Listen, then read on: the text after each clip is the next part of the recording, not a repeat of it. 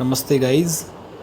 आज हम वडनगर में यहाँ का जो 3D डिजिटल टावर है वहाँ पे हैं। वहाँ पे वडनगर का इतिहास पूरा बताया जा रहा है। वहाँ पे वडनगर के 7 नाम, कैसे वडनगर 7 बार इसको तोड़ा गया, जो आक्रांता थे विदेशी उन्होंने आक्रमण किया और इसको कैसे तोड़ा गया उसके बारे में है। यहाँ पे पूरा वीडियो आपको देख रहे हैं कैसे इसके 7 नाम पड़े: आनंदपुर, चमत्कारपुर, आनर्तपुर। और एक समय ये वडनगर आनर्तपुर राजधानी थी इसकी। इसमें साहित्य, कला और जो विद्वानों की भूमि कही जाती थी इसको। इसमें साहित्य, कला और विद्वानों की कई सारे विद्वान यहाँ पे आके बसे हुए थे। नागर ब्राह्मणों की ये भूमि कही जाती है। यहाँ पे कीर्ति तोरण, शर्मिष्ठा तालाब और कई सारे ऐसे स्मारक हैं जो इसका इतिहास में इसके साक्षी हैं। यहाँ पे तालाबों का नगर कहा जाता है। इसमें लगभग 35 से भी ज़्यादा तालाब थे और पश्चिम दिशा में तालाब होने के कारण इस वडनगर नगर का विकास अच्छा होगा, उस हिसाब से वास्तुकला की दृष्टि से भी ये नगर ऐसे अच्छे से बनाया गया था ताकि ये नगर प्रगति करे। और भी कई सारे ऐसे बौद्ध धर्म की चीज़ें यहाँ पे नगर में से उत्खनन के दौरान मिली हैं। कई सारे बौद्ध गुफाएं मिली हैं, कई सारे बौद्ध धर्म के अवशेष मिले हैं। 2000 साल पुराना सोलंकी युग का फिल्टर प्लांट मिला है, वो भी इस नगर का जो प्राचीन समय था, एक स्वर्ण युग, उसकी साक्षी देता है। तो वडनगर में आप देखेंगे कई सारी चीज़ें ऐसी हैं जो वर्तमान समय में गुजरात का सबसे प्राचीन नगर वो वडनगर है।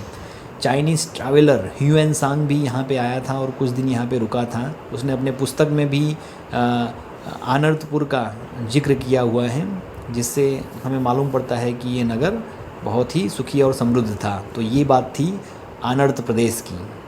ठीक है, आनर्त प्रदेश एक समय गुजरात की राजधानी थी, ऐसा हम कह सकते हैं। मतलब जो भी अवशेष मिले हैं उसके हिसाब से इसमें बताया गया है कि पाटन पहले राजधानी थी, उसके बाद आनर्त प्रदेश भी एक समय गुजरात की राजधानी थी।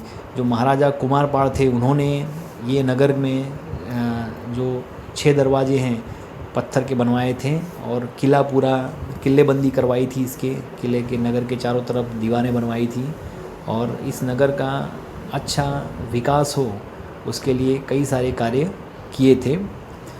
नगर का विकास बहुत अच्छा था।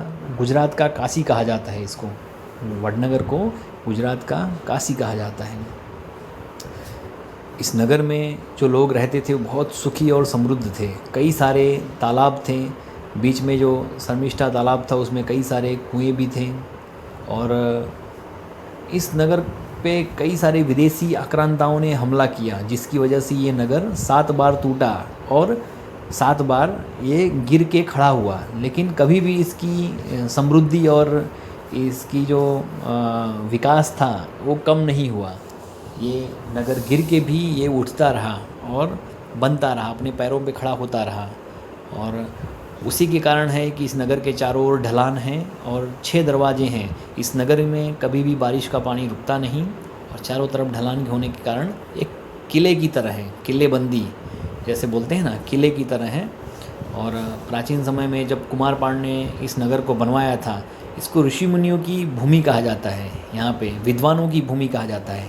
कई सारे बड़े बड़े विद्वान यहाँ पे रहते थे, बसते थे। ब्राह्मणों की भूमि कहा जाता है इसको, विद्वान ब्राह्मण यहाँ पे रहते थे। तो ऐसी पावन भूमि है ये, उसके बारे में हमने ये वीडियो में विस्तार से बताया गया है। तो रश्मि अयोध्या वाली के ब्लॉग पे आप ये वीडियो देख सकते हैं। दोस्तों, आप इस ब्लॉग को सब्सक्राइब कीजिए, लाइक कीजिए और शेयर कीजिए। यहाँ पे कई सारे चीज़ें ऐसे बताई गई हैं इस वीडियो में। कीर्ति तोरण है, हाँ, और भी हाटकेश्वर मंदिर है।